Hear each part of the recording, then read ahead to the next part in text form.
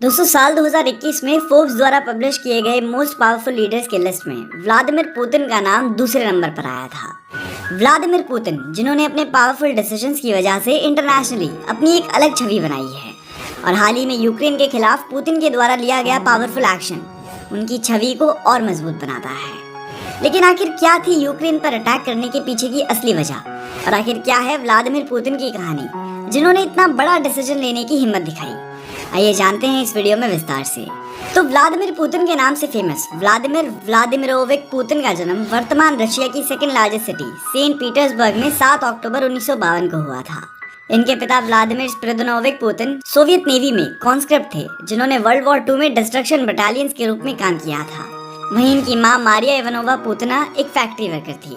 करीब 8 साल की उम्र में पुतिन की स्कूलिंग शुरू हुई, लेकिन पढ़ाई के अलावा उन्हें मार्शल आर्ट्स का विशेष शौक था, जिसे पूरे करने के लिए करीब 12 साल की उम्र में ही उन्होंने रशियन मार्शल आर्ट सैम्बो और जापानीज मार्शल आर्ट जूडो की प्रैक्टिस करनी शुरू कर दी और अपनी प्राइमरी एजुकेशन कंप्लीट करने के बाद हायर एजुकेशन के लिए उन्होंने सेंट पीटर्सबर्ग के ही एक हाई स्कूल में एडमिशन ले लिया, जहां उन्होंने जर्मन भाषा भी सीखी। उसके बाद रशिया की oldest university Saint Petersburg State University से इन्होंने लॉ की पढ़ाई करने का फैसला करा, जहां इनका थीसिस था the most favoured nation trading principle in international law. और इसी दौरान इन्होंने Communist Party of the Soviet Union को भी ज्वाइन किया। साल 1975 में पुतिन ने सोवियत यूनियन की सिक्योरिटी एजेंसी केजीबी में भर्ती होने के लिए अपनी ट्रेनिंग शुरू कर दी। ट्रेनिंग के बाद इन्हें सेकंड चीफ डायरेक्टरेट के रूप में नियुक्त किया गया, जिसके कुछ समय बाद इन्हें फर्स्ट मेन डायरेक्टरेट के रूप में प्रमोट कर दिया गया, जहां इन्हें फॉरेन ऑपरेशंस और इंटेलिजेंस एक्टिविटीज को मॉनिटर करने की जिम्मेदारी दी गई थी। इस क्रम में इन्होंने कई इंपॉर्टेंट ऑपरेशंस और प्रोजेक्ट्स पर काम किया, जिससे प्रभावित होकर मई 1990 में पुतिन को एनातोली सोबकाक के एडवाइजर के रूप में अपॉइंट भी किया गया। फिर 28 जून 1991 को इन्हें सेंट पीटर्सबर्ग सिटी एडमिनिस्ट्रेशन के head of the committee for external relations के लिए नियुक्त किया गया, जहां इन्हें इंटरनेशनल रिलेशंस और फॉरेन इन्वेस्टमेंट्स को प्रमोट करने की जिम्मेदारी दी गई थी। इसके बाद 1994 में इन्हें गवर्नमेंट ऑफ सेंट पीटर्सबर्ग के फर्स्ट डेप्यूटी चेयरमैन के रूप में अपॉइंट किया गया और 1996 तक इन्होंने कई गवर्नमेंट पोस्ट के माध्यम से देश के प्रति अपनी रिस्पॉन्सिबिलिटी को पूरा करने का काम किया। 1996 के बाद पुतिन मॉस्को आ गए, जहां presidential property and management department के डेप्यूटी चीफ के रूप में उन्होंने पावेल बोरोदिन के साथ काम करना शुरू किया। 26 मार्च 1997 को तत्कालीन राष्ट्रपति बोरिस येल्सिन ने उन्हें प्रेसिडेंशियल स्टाफ के डेप्यूटी चीफ के रूप में भी अपॉइंट किया और इस तरीके से लगातार एक गवर्नमेंट ऑफिशियल के रूप में काम करते हुए पुतिन को न सिर्फ गवर्नमेंट के वर्क फंक्शन की अच्छी नॉलेज हो गई थी, बल्कि उन्हें रशियन पॉलिटिकल सिस्टम की भी अच्छी खासी समझ हो गई थी। और फिर 9 अगस्त 1999 को इन्हें 3 में से एक डेप्यूटी प्राइम मिनिस्टर के रूप में अपॉइंट किया गया और इसी तरीके से राजनीति में इन्होंने डायरेक्टली एंट्री करी। कुछ ही दिनों बाद येल्सिन के समर्थन में इन्हें government of the Russian federation के एक्टिंग प्राइम मिनिस्टर के रूप में भी अपॉइंट कर दिया गया, जिसे स्टेट डूमा के द्वारा अप्रूव भी किया गया। स्टेट डूमा रशिया की लोअर हाउस है, जिसमें सिंपल मेजॉरिटी के रिक्वायरमेंट 226 वोट्स हैं। वहीं पुतिन के फेवर में 233 वोट्स थे। इसके बाद येल्सिन ने अपना कार्यकाल पूरा करने से पहले ही 31 दिसंबर 1999 को रेजिग्नेशन दे दिया, जिसका सीधा फायदा पुतिन को हुआ और येल्सिन के रेजिग्नेशन के बाद उन्होंने एक्टिंग प्रेसिडेंट के रूप में पदभार संभाला और कार्यभार संभालते ही उन्होंने अपने पहले ऑर्डर पर सिग्नेचर किया, जिसके अनुसार ये कहा गया कि निवर्तन राष्ट्रपति और उनके रिश्तेदारों के अगेंस्ट करप्शन के किसी भी एलिगेशन पर कार्रवाई नहीं की जाएगी। येल्सिन के रेजिग्नेशन के 3 महीनों के भीतर राष्ट्रपति चुनाव कंडक्ट करवाए गए, जिसमें पुतिन ने अपने सपोर्ट में 52% वोट्स लेकर जीत हासिल करी और इसके बाद से लेकर अब तक पुतिन ने अपने पॉलिटिकल करियर में लगातार आगे की तरफ ही कदम बढ़ाया है और पूरी दुनिया में अपनी एक अलग छवि बनाई है।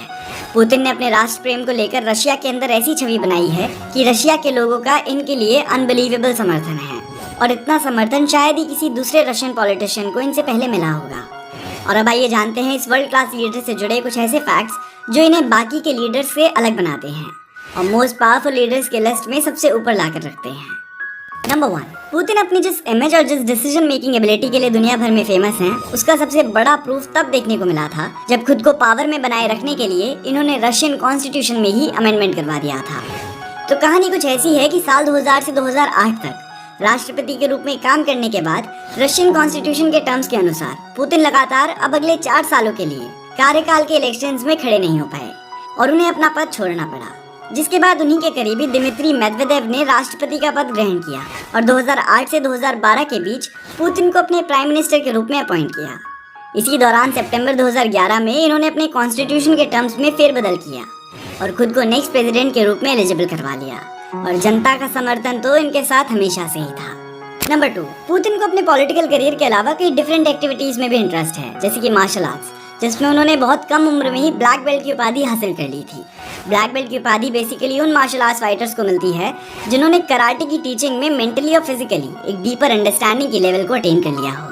ऐसा कहा जाता है कि पुतिन अभी भी अपने फ्री टाइम में मार्शल आर्ट्स की प्रैक्टिस करना पसंद करते हैं। मार्शल आर्ट्स के अलावा पुतिन को स्कूबा डाइविंग, स्विमिंग और फिशिंग का भी शौक है।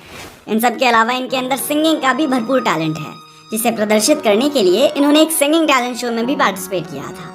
इंटरनेट सोर्सेज की माने तो English singer Paul McCartney Vladimir Putin के फेवरेट म्यूजिक आर्टिस्ट हैं। नंबर 3, रशिया के इस वर्ल्ड फेमस लीडर को जानवरों में भी विशेष इंटरेस्ट है, और इनके इस इंटरेस्ट की पॉपुलैरिटी का अंदाजा आप इसी बात से लगा सकते हो कि पेट्स ऑफ व्लादिमीर पुतिन के टाइटल से एक प्रॉपर आर्टिकल विकिपीडिया की ऑफिशियल वेबसाइट पर लिखा हुआ है। डॉग्स के साथ तो पुतिन का ऐसा लगाव है कि वो डॉग्स को अपने साथ पॉलिटिकल टॉक्स पर भी ले जाते हैं। इनके डॉग्स में से बफी और यमी सबसे पॉपुलर हैं। ऐसा कहा जाता है कि उन्होंने अपने कुत्ते का नाम रखने के लिए दुनिया भर से नाम मंगाए थे, और तब जाकर इन स्पेशल डॉग्स का स्पेशल नाम रखा गया था। कुछ समय पहले इनकी एक शर्टलेस हॉर्स राइडिंग वाली इमेज भी काफी पॉपुलर हुई थी, जिसे कई फेमस न्यूज चैनल्स ने द टॉपलेस हॉर्समैन का टाइटल दिया था। नंबर 4, दोस्तों अगर हम बात करें इनकी पर्सनल लाइफ की, तो 28 जुलाई 1983 को पुतिन ने लाइदमिला श्क्रेनेवा से शादी करी, जिन्होंने पुतिन की 2 बेटियों को भी जन्म दिया।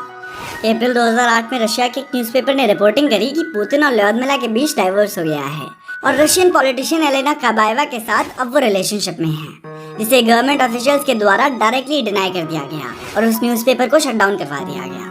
फिर 6 जून 2013 को एक प्रेस कॉन्फ्रेंस आयोजित किया गया, जिसमें पुतिन और उनकी वाइफ ने अपकमिंग डाइवोर्स के बारे में रूस की जनता को जानकारी दी। और फिर इसी के बाद साल 2015 में एलिना ने एक बेटी को जन्म दिया, जिसके पिता के रूप में पुतिन को कंसिडर किया जा रहा था।